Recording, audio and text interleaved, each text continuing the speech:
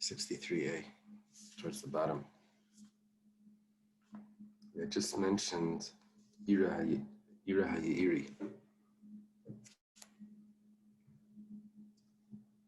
Talking about we had a contradiction. One place David HaMelech says that I held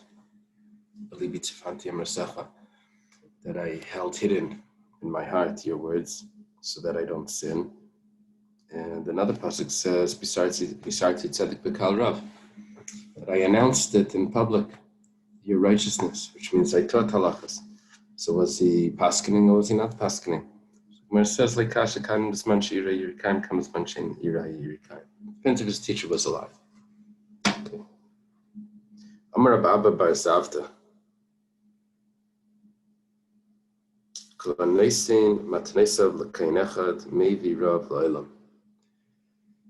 If you give all of your gifts to one kayan, so that brings a famine to the world. You have to spread it out. Shneimar ira hayiri hayakayin leDavid. Excuse me. The pasuk says, ira hayiri was a kayan for David. Now the Gemara asked, David kain l'kol malay. It was a kayan only for David, not for everyone else. Gemara says that he sent only to him. He was a kayan. The Gemara before said he was his teacher also. But he sent only to him the gifts to the kayan, went to one kayan. Except Basrei, the following chapter says, Vayirav made David, and there was a famine. I think it says that if you give your meiser to a family member that needs it, I think it says that you shouldn't give more than a certain amount to the family. I forget exactly the ins and outs of that. But it's not supposed to all go to one close relative or something. Okay. Rabbi Lazar Aimer Meridinaise Migdulase. We're going back to someone that paskins in front of his teacher, as we were discussing before. Shenema, as it says, it's at Meridinaise Migdulase, he gets lowered from his status. As it says, Vayemer Elazar Kain Alanshi Atzava. Elazar the Kayan, the son of Aaron, he teaches the people about the laws of kashering utensils, because they just won a battle with Midian. So he tells them the halachas. Now, when he says in the halacha, he says, this is what Hashem taught Moshe. Hashem commanded Moshe. Now, even though he clearly says that this was taught to my father's brother, my uncle Moshe. Uncle Moshe. That's where they got it from. It's from Elazar. Elazar came. Okay.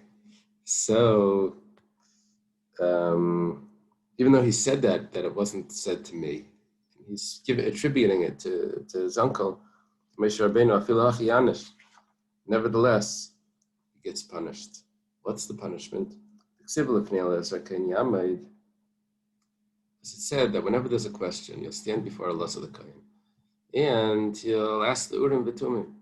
Now, in all the days of Yeshua, we never find that Yeshua stood in front of Elazar, that he was needed. He was lowered from his greatness because of the teaching that he said in front of Moshe Rabbeinu. Amar Reb Levi. Reb Levi says, called the Meisev Mila Kami Rabbi. Meisev means Meishiv. Meshiv, the tough and shin change for Hebrew and Aramaic.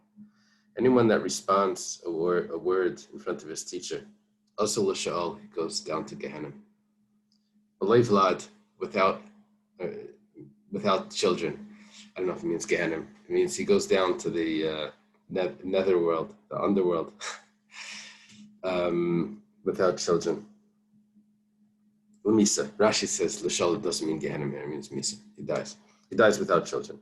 Shneimar, as it says, Vayan Yeshua ben Nun Masharis Moshe b'Churuv, that Yeshua, the servant of Moshe, says Vayomer Adoni Moshe Klein. My master Moshe destroyed them. He's referring to Eldad and Medad that were prophesying that Moshe is going to die and Yeshua is going to take him in. And Yeshua says, he tells Moshe, stop them. The fact that he said that in front of his teacher, that was, he was Meshiv Davar, Meshiv Mila, before his teacher. So, Ksiv, Nun B'nai Yeshua B'nai, in Divrei Yamim, when it talks about the descendants, it says, Nun, the son, I guess of Ephraim or whatever, and then Yeshua, his son. Yeshua's from Ephraim and Menashe. Ephraim, okay. So, Upligader Abba Bar Papa. In this whole discussion here, argues, is in contrast to what Rabbi Abba Bar Papa said. You should be familiar to you from the Siyam. It's one of the Abba Bar Papa. Amar Rabbi Abba Bar Papa, Leinena Yeshua b'shvil shebitl Yisrael laylachas miperi v'ribya. Yeshua was punished for a different reason, because he withheld the people from having relations, husband and wife. Well, how did he do that? How did that come out? So, Shenemar v'yibes Yeshua b'Yerichai. Yeshua was in Yerichai. It was by the siege. And Vayiseinav, he lifts up his eyes, Vayar v'Gomer, and he sees that there's someone there, a man there with a sword, an angel, he says. It's a sword. And he says, are you a friend or foe? What are you here for? So, Ksiv, Vayomelai, Keni Sar Tzva Hashem Atabasi. I'm the angel of Hashem and I have come now. So there was a conversation there. Why he says, Atabasi, I come now. What happened was, he tells him, Amalai, Emesh bitaltem temet shel bein arbayim, v'achshav bitaltem talmud Torah. Yesterday, because you're so busy with the battle, you forgot to bring the afternoon tamid, the sacrifice that comes in the afternoon. And tonight, you're not. I know you were at battle all day, but in the evening you're supposed to be studying Torah, and you neglected the Torah study. So Yeshua says, Al Ezman Basa. So which one? Why are you coming here to punish us? Which one is the big deal? Amalai Atabasi, I'm coming for the Bittul Torah. Miyad v'yelech Yeshua b'laylahu b'tech Emek. Right after that, in the next siege, in the city of Ai, it says that that they went and they b'tech Emek, into the valley. That means that after the battle or the siege, they were dealing with learning. Ukamiri. Okay, now that what we've been taught is that the Kolzman Sha'ar Nashchina Shri and Shleimim Kaim Nasir Matash Mishamita. What happened was, during the siege, they did not return the Aron back to its place. And the rule is that if the Aron isn't in its place, then the husband and wife need to be separate. Nasir Matash Mishamita. So because of that, Yeshua doesn't merit to have children, because he separated husband and wife, because he wasn't careful to return the Aron back to its place in the evenings during the siege. Tosfos has a big discussion here about which Aron this was. Was it the Aron that they weren't ever supposed to take out? Was it the Aron that they took out in the days of the Pelishtim, in those days that they got in trouble for? Was it a separate one? Was there only one? Okay. It's all connected to Uriah Achiti. They were at battle also. David HaMelech tells him, go home and be with your wife. He says, how can I go home? The people are at battle and this. It sounds like it was only an issue to Uriah, who was one of the soldiers. It doesn't sound like it was an issue for everyone. Here we're saying it's an issue for everyone. So we have to make a distinction between which Aron it was then and what was Uriah's issue, why was it only an issue for Uriah, and what's going on here. Anyway, that's this Tosfos over here. Amar Rab Shmuel bar Avia, or Ina, Mishmei de Rav, Gadol Talmud Torah Yismek Ravas Tamidim. An interesting thing that comes out from this. The angel shows up, says you did two things wrong. So Yeshua says, which one is the main one? He says, Bittul Torah. This is obviously, Bittul Torah is worse than not bringing the sacrifice. Talmud Torah, it says in the positive, learning Torah is greater than bringing the sacrifice. Darmalei Atabasi, because he says, I come for now. And as I come for the issue that was being violated now, that's why I'm here. Amar Rav Bruna, Amar Rav. Rav Bruna says in the name of Rav, Kol Yashin Bekila,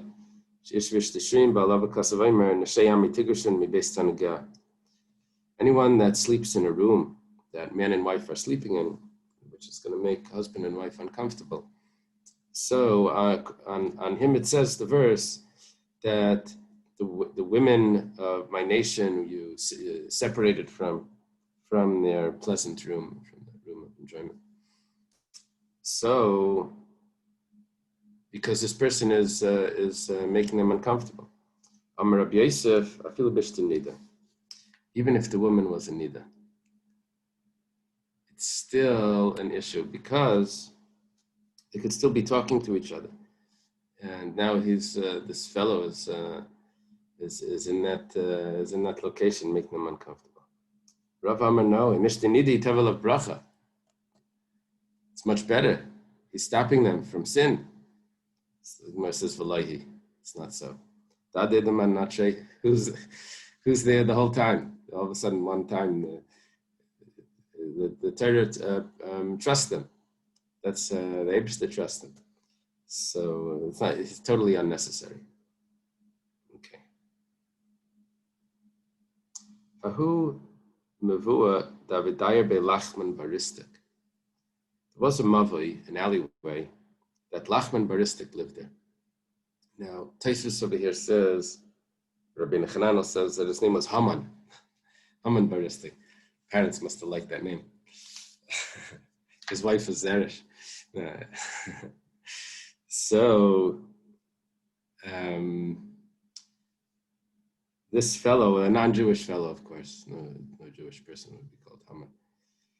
So, as we learned in the beginning of the parak, that if there's a non-Jew in the courtyard, or the same thing would be in an alleyway, you need him not to contribute food, but you need to rent his rights to the shared area. Now, he doesn't want to. They told him, he says, no, I'm not doing that. I'm not renting it. Even though we said that it's not a real, what did we say? It was a strong one or weak one, Schiris Bria or Schiris Ruah. Even though we said it was Schiris Ruah, he still doesn't want to. So, also, Amr Leila Abaya. They come to Abaya. They have a problem here with the neighbor. They could have poured the wine from the makas, that you spill out. They'll say you pour it on some guy's property, so he moves away. Superstitious things. They come to Abaya. We have a real problem. He doesn't want to lend us his. He doesn't want to rent us his rishus.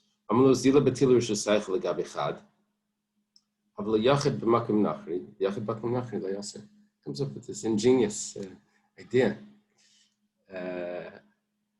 He says, look, we had a machlekes. How many Jews would be an issue together with a non-Jew? Rabbi Ben Yaakov says you need two. The first opinion said even one Jew together with a non-Jew, he has to rent but Rabbi Ben Yaakov says two. So let's do this. You have a whole area, everyone is Jewish. This is one non-Jew. Let everyone give up their rights to only one person. What are we left with? One Jew with one non-Jew. One Jew with one non-Jew is allowed. According to Rabbi Ben Yaakov, which that's the halacha, we said a whole bunch of things. Halacha, Rabbi Ben Yaakov, minhag, whatever the case is. Now, what's going to happen when they do that is they can't actually carry out of their houses. They can carry in the main area, and they can carry out of that one person's house that they gave up their rights to. And okay, it's an improvement. It's an improvement. The main area they can still carry in, and from that one person. So Amrlei, Midiu Taima, they said to Abai, is that really a good reason, a good svara? Elad Leishriach is the only reason why they said that is Leishriach the diary, because no single Jew would want to live as a neighbor with a non-Jew, because they were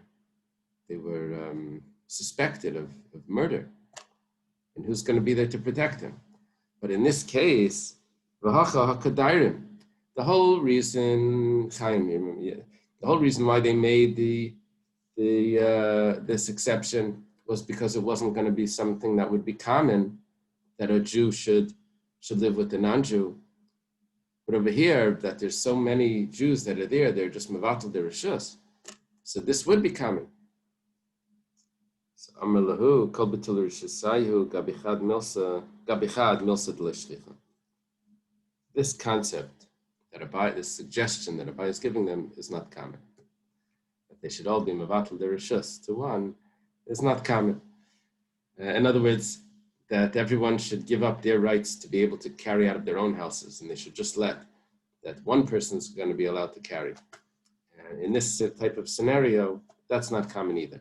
So therefore, there was no gezerah here on the Eruv in such a situation. The Rabbanan made gezerahs on things that are common.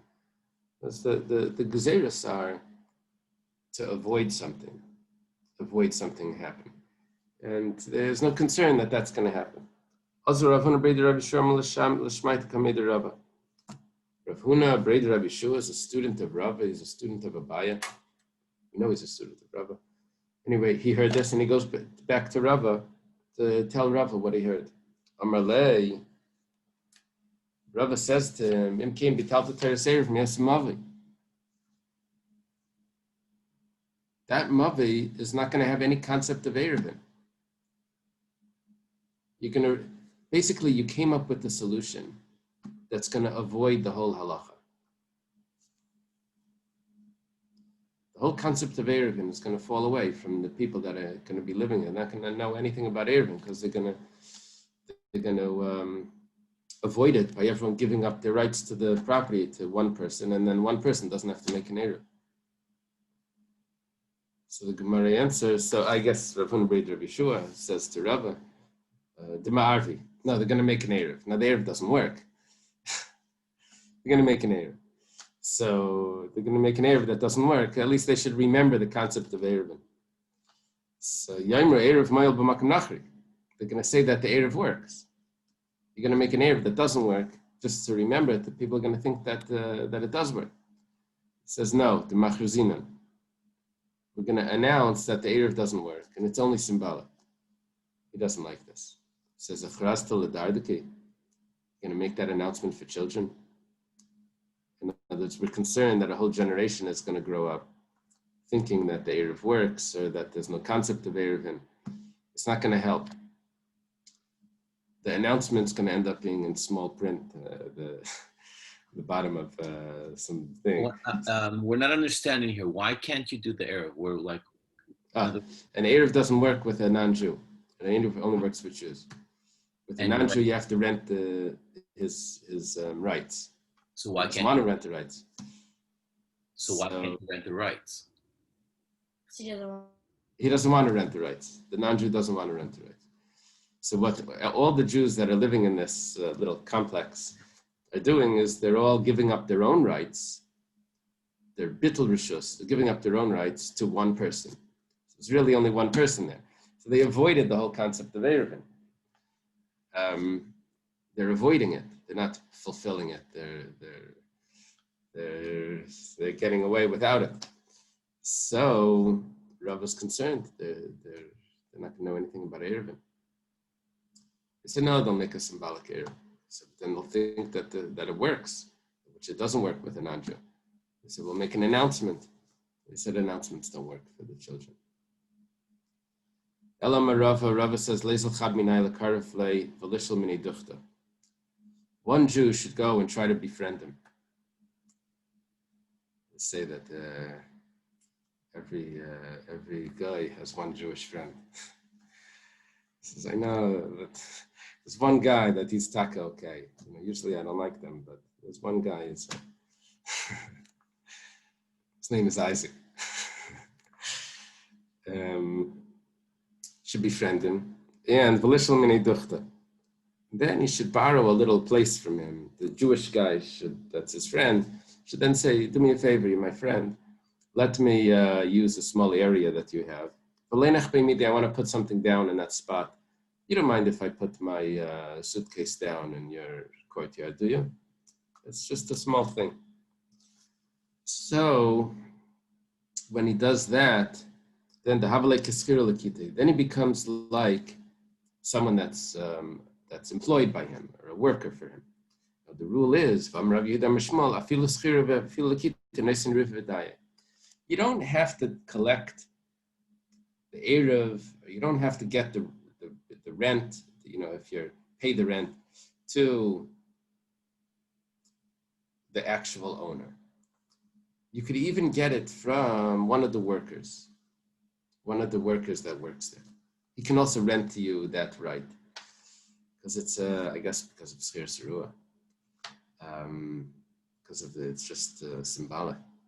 You don't have to get the actual owner to rent it, but you can, what we're saying here is that we can get this fellow that has a little bit of that area to now rent it. And we got to weigh in. We're going to be able to get the rent of this, to rent the rights to this courtyard from the Jewish worker that's there. He's not a worker, he's just a friend that borrowed a place. Amalei Abayla Rav Yosef, Abaya asks Rav Yosef, how does exactly does this work? Hayusham Chamisha Schirei Hey Lakita Imahu. How serious are we taking this? Now, if you have workers that are each living in a different apartment, so really you would need to rent, if they were Jewish, you would have to collect an Eruv from each one. They're each living in their own place.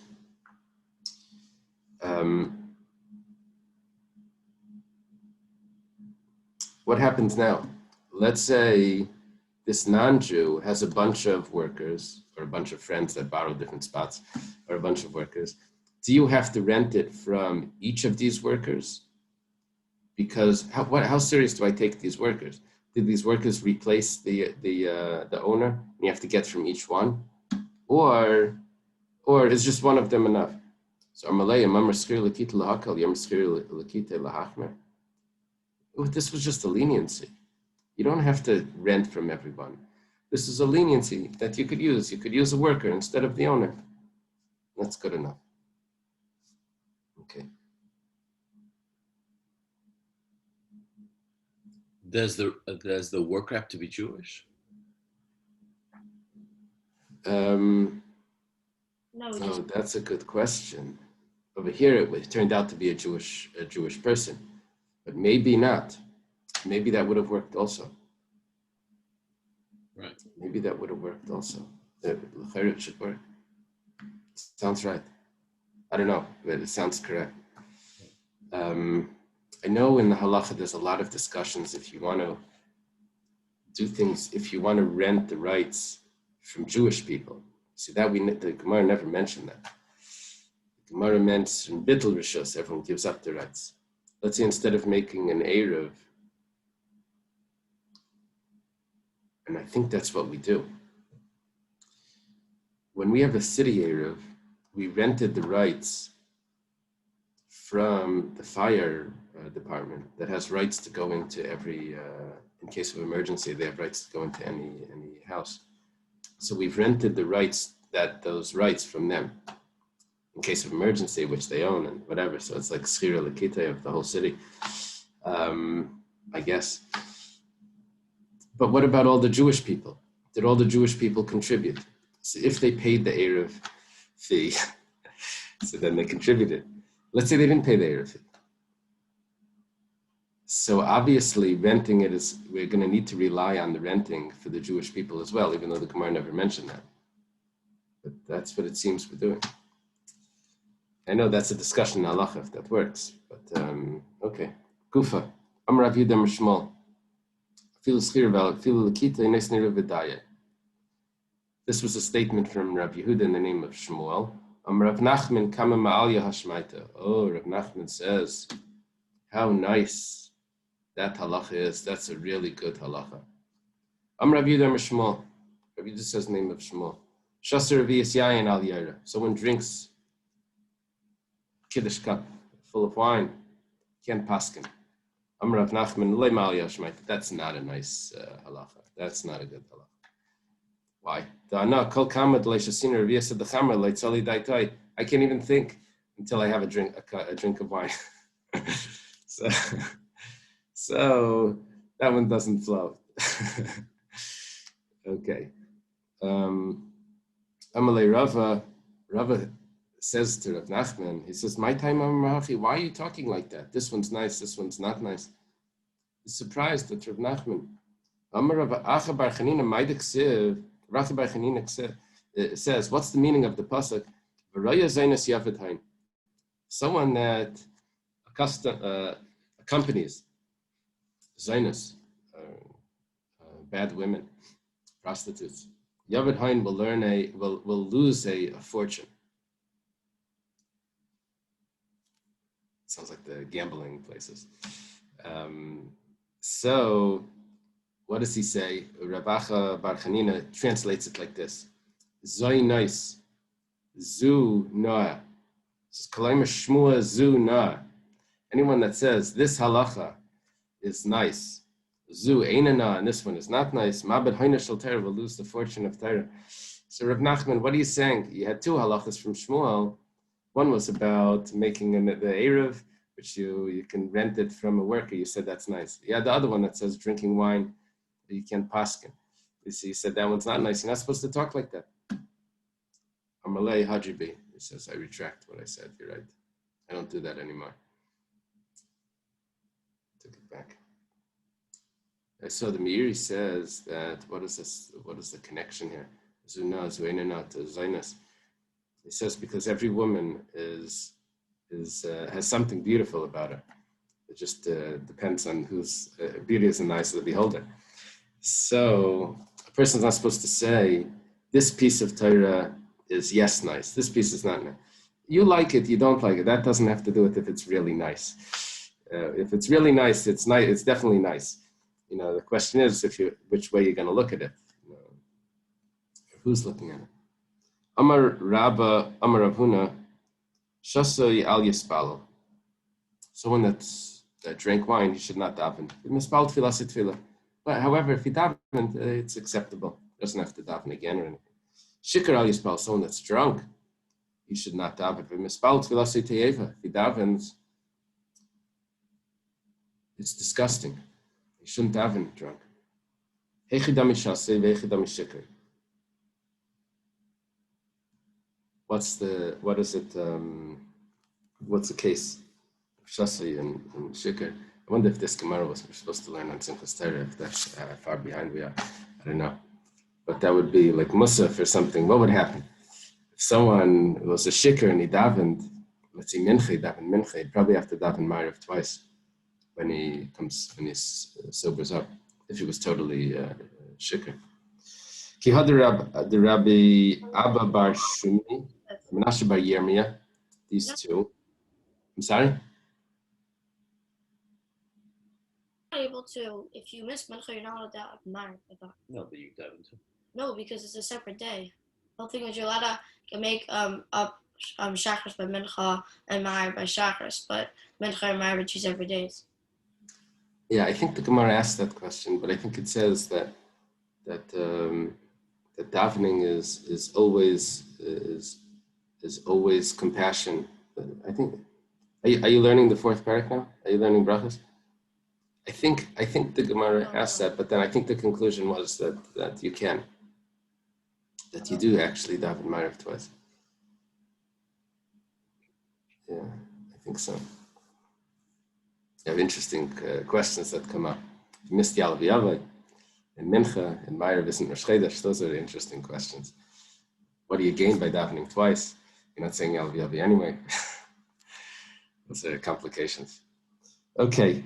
So that we have these two, Reb Abba Bar Shumni and Reb Menashe Bar Yirmiyah mi Gifti. Havi kamiftri me'adadi amabra dinar yuftu. I don't know what's going on over here. All these places. They're saying goodbye to each other, and they're on the bridge of the Yuftu River. Amru kol chad minan lema milsud leishmilach Rabbi. Everyone should say something that the other person didn't hear. It's like a chiddush. And why? Damar Mari Baravuna, Mari, the son of Ravuna, says,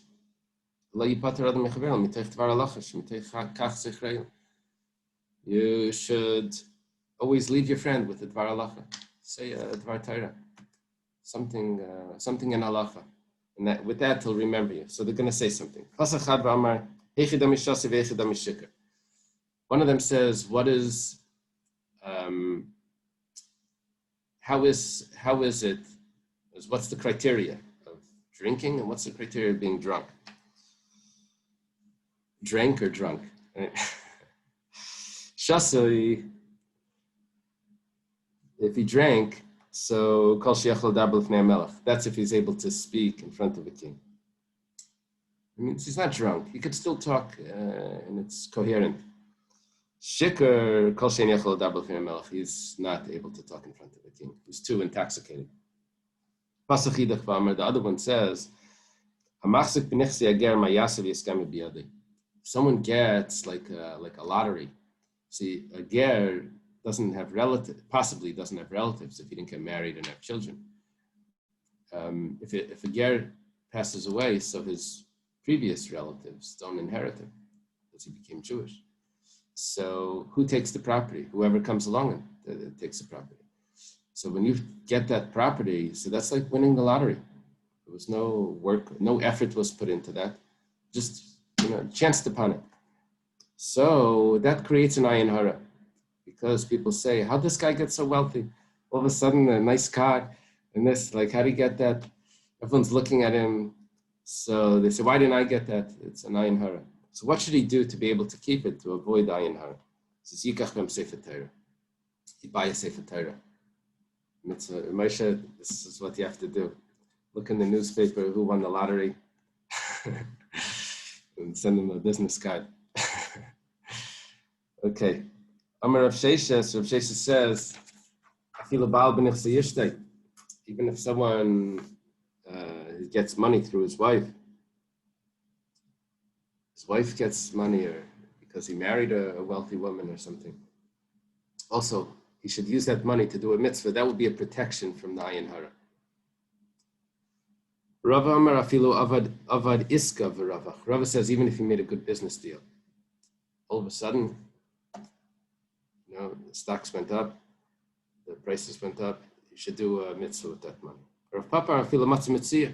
Even if you find a lost object, a found object.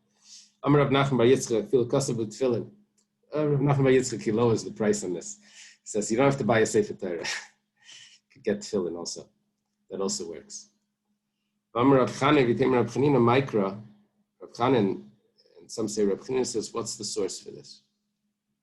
It's when the Jewish people were going to battle because Canaanim came out, which is really Amalek. They dressed up like Canaanim, remember, and they took one captive, a girl, I think, So anyway, they said, Vayidi Yisrael, that if Hashem will give us this nation into our hands, we'll make these cities, what did they say? What did they do? They make these cities holy. And they call the city Charma. So what did they do? They were doing a mitzvah in order to be able to keep what they, to be able to win the battle. In the notes here, it says that, it says in Rashi actually, that what they did was they donated the spoils ahead of time to the Beis HaMikdash. Oh, That's what okay, good. And in that merit, they should be able to win. Very good. Yeah. Very good. Shekayach. Amar Rami Barabba. Rabbi Barabba says, Derech mil, B'shina kalshu mafigan esayayin. We mentioned before about paskening when a person's drunk. He drank a revius. So, well, if he walks a mil, the mil is 2,000 amas, right? The mil is 2,000? 1,000? It's 2,000. Right? A parsa we said was 4 mil. A parsa we said was 8,000 amas. Yeah, the mil is 2,000 amas. So he walks 2,000 amas. How many feet are in a mile? What is that? 527. What was the number? 5280. 5280. So he's going less than a mile. What's I don't know. 15 blocks, 15 blocks. So that's going to take away the drunkenness of the wine. Or if he takes a little nap. Amar Rav Nachman, Amar Rav Baravua. Rav Nachman says the name of this father, Rav Baravua. That's only if he drank a revius. This is going to work. Revius. It's I don't know, 3.5 ounces, whatever, 4.5, somewhere around there. Small kiddush cup. But if you drink more than a revius, then it gets worse. He walks, starts to get to his brain, takes a nap, wakes up, he's dizzy. Then it gets even worse. The derech mil mafiga hayayin. The Gemara asks, really? That really works? Okay, now we're going to have a nice long quote that's going to help us. That's going to ask a question. It goes like this. Tanya, we have a brisa. Ma'aser b'Rabban Gamliel. The question's going to come towards the end of the page. But, first, we have to learn. We're asking, does it really work?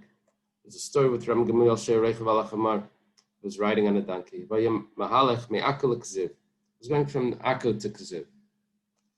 Vayam Rabbi Loi mahalech acharav. Rabbi Loi was following. Matzah gluskin baderech. Come along, there's some bread, some fine loaves of bread on the road. Amaloi Eloi, tol gluskin min haderech. He says, Eloi, lift them up. Don't leave them on the ground. Lift up the bread from the ground.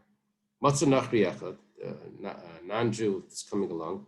Amaloi, Gamliel tells to the non-Jew, Mavgai, tol gluskin alala me Eloi. Mr. Mavgai, take the word guy in there was not part of it. It's his name. He calls him by his name. Mavgai, take the bread from Eli, Rabbi Eli, that was walking behind. Nitvala Rabbi Eli. Rabbi Eli stays with him a little bit with the non-Jew. Amalei mehechanat. He says, where are you from? Amalei Mirsel Borgnem. I come from the Borgnem are like security people. I come from the security city. We're all security guards. Shaimrim. He says, Mashimcha, what's your name? Mavgoy Shemani. My name is Mavgoy. Wow. Does Rabbi Gamliel know you from anywhere? Because he called you by name. Amalei Lav, he says, I don't know him from anywhere. But he says, Shalamanu Shekivin Rabbi Gamliel Baruch HaKadosh. Rabbi Gamliel knew his name with Ruach HaKadosh. Unbelievable story. Gets Ruach HaKadosh just for the person's name. So, we learn three things from this.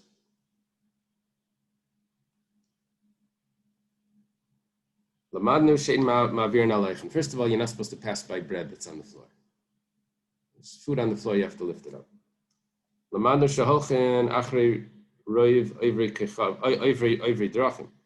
You follow, if you find bread and you don't know if it's kosher, you have to follow the majority of the people that go through there. In the rest area, most of the people would be non-Jews. So here, you're on the road. Most of the people were non-Jews. That's why Rabbi Gamliel doesn't tell Rabbi Loi to keep the bread, to eat it. He tells him, pick it up, but don't eat it. Give it to the non-Jew, because it was pasakim. Bread is usually kosher, but it wasn't baked by a Jew. It wasn't during the 10 days As we'll see in a moment. And we also learned apparently it was right after Pesach. And if a non-Jew owns bread over Pesach, it's not a problem. So we do. We sell the bread or any chametz. Apparently there was a question. What happens to the bread after Pesach? So if it's owned by a non-Jew, it's fine. So that's what we learned from this. So otherwise, he wouldn't have been able to give it as a gift. You're saying owned, but not made. Either. Well, it was owned by a non-Jew over Pesach. Or it was made by the non-Jew on Pesach, and then it fell. But we wouldn't eat it. No, we would eat bread that was owned by a... you're talking about because of Pasakim. Right. Uh-huh. So, I mean, our bread, we give it to the guy. He owns it. Right. We take it back. So if it was made by a Jew but owned by a guy, that's okay. Yeah. Not made. Right. In the Rishonim over there regarding Pasakim, there's a discussion if the issue has to do with kneading the dough, or if it has to do with baking it. Who owns the dough? There's a discussion about that, but that for us, we don't pass like that. It just has to do with baking it. We're lenient with a twig, the Ramah. Put a twig in the fire, and it's good enough. Okay. Kivin Shigil Ksiv, they came to the place Ksiv, that's where they were headed. Someone runs to Ram Gamliel and says, I made a nether. I want you to be mater nether, annul the vow.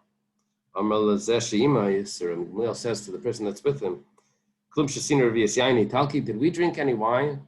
Any Italian wine? Bartanura? So Amar Lahain says, yes, we drank wine. So the Ram Gamliel says in Cain, if so, so then walk with us until the wine goes away. He walked with them 3 mil. 3 mil.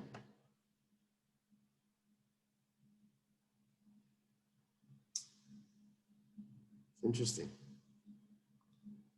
When they came to that place, Sulma Ditzor, there was some hill,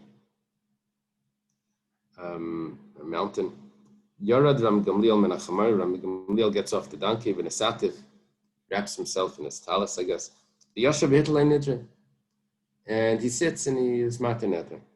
But now we learned a lot of things from Ram Gamliel, what he did. First of all, that Bartanura wine gets you drunk. Italian wine. Lamadnu Shikar al Yaira. We learned that if you drink wine, you can't paskin. Lamadnu Shaderech Mafigas. We also learned that the road takes away the effects of the wine. Lamadnu Shem Mafir Nadarm Leirach V'le Mahalach V'le Yemed El Yeshu. We also learned that to be matineda, you have to sit down. You can't do it standing, or riding, or walking. Ketani Mias, why did we quote this whole thing? Because we learned over here, Shleisha Milan. We learned before, Amarami Baraba Derech Mil, walking 1 mil, not Shleisha Milan. Now you're learning from Ram Gamliel, you have to walk 3 milan. It's a kasha. And Rami Baraba says a mil. My answer, Shani Yayin Italki the Meshaka Tve, no, Italian wine, that makes you even more drunk. So that's why you need to walk 3 mil to get rid of Italian wine. Port, right? Something. I don't think wine can get too strong, but they can make it stronger with the, I don't know what they do.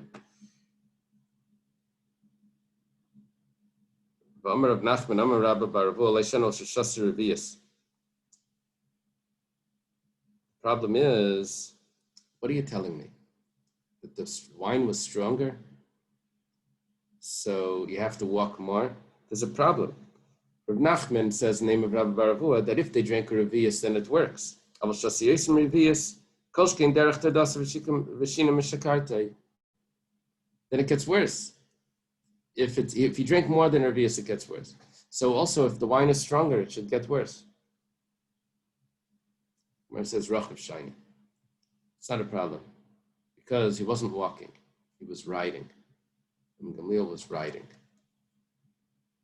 So riding, it doesn't get worse. Where it says Hashtadasas Lahachi, once you reach this conclusion, now we have a better teretz than before. We don't have to make a difference between Italian wine and other wine. We could say Hashdas Lahachi Rami Baraba Nami like Kasher Rachav Shiny. When you're walking and you drink a Revius, so then it works. But when you're riding, then you have to ride for 3 mil. You don't have to tell me that Italian wine is stronger. I don't need that. I don't need to come on to that. Aini, is it really so?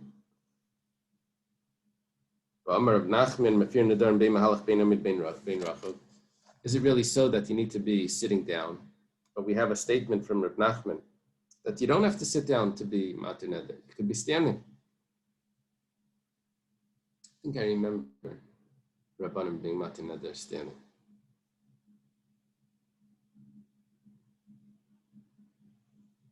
Anyone have any ever Matir Neder? Were they sitting? Were the Rabbanim sit? I know by Atars Nadarim we all sit.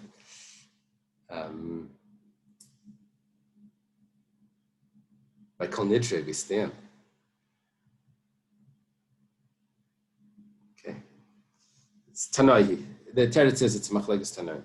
The Iklamanda Amar Peischem Becharata, the Iklamanda Main Peischem Becharata. The question is, when you're Matir Neder, do you need to come up with an excuse, a reason why you're being Matir Neder? Had I known such and such a thing, I never would have taken the neder. Or can you just be Matir?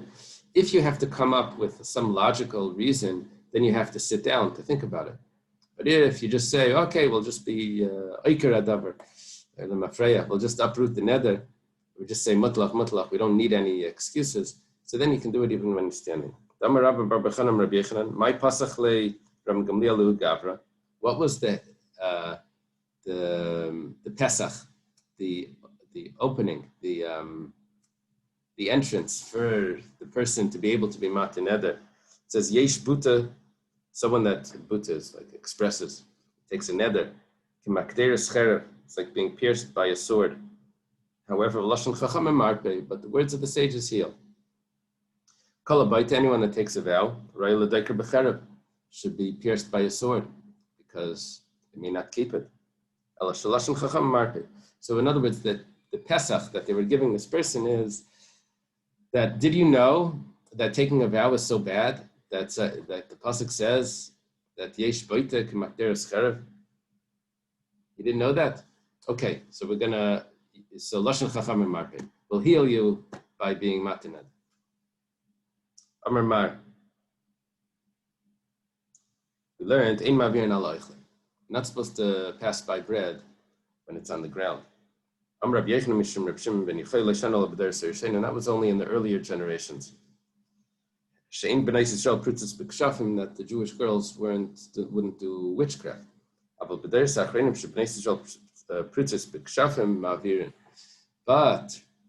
now that the Jewish girls do witchcraft, it's a problem. You don't have to pick up the bread. You pick up the bread, it could be that there's witchcraft on it, and you don't want to touch it.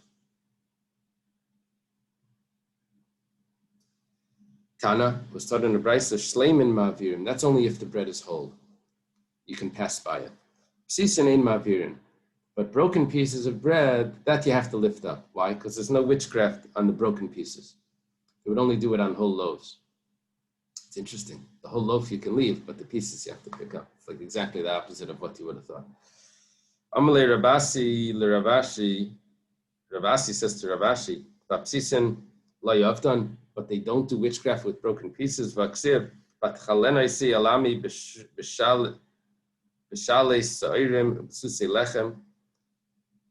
The nation profaned me with some sort of dish of barley and with broken pieces of bread.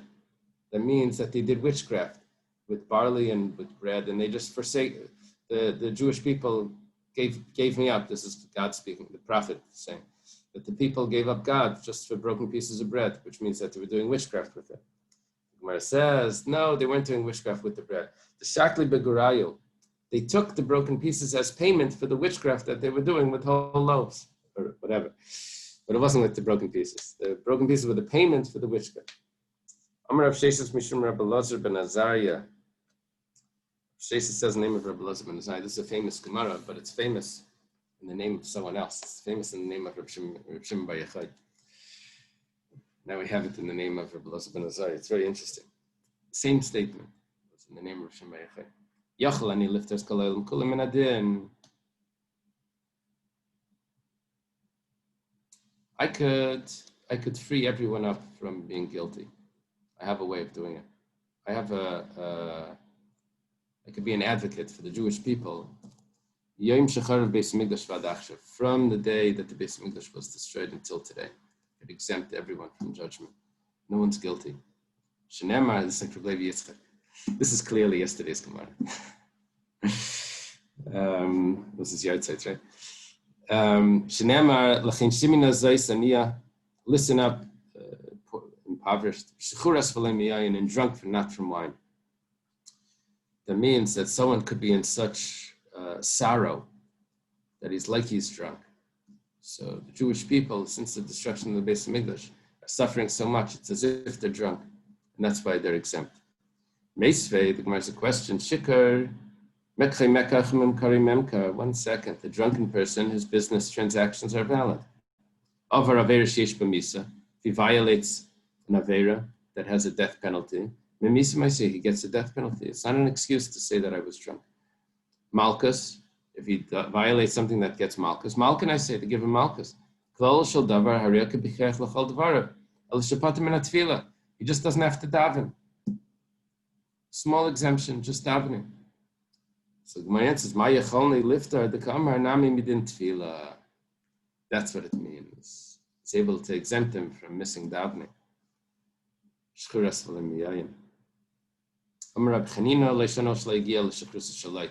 When do we say that he's really, everything that he does is really valid, even though he's drunk? That's only if he didn't reach the drunkenness of Light. Light was so drunk, he didn't know that what his daughters were doing. But if he reached that drunk, then what he does is not considered valid.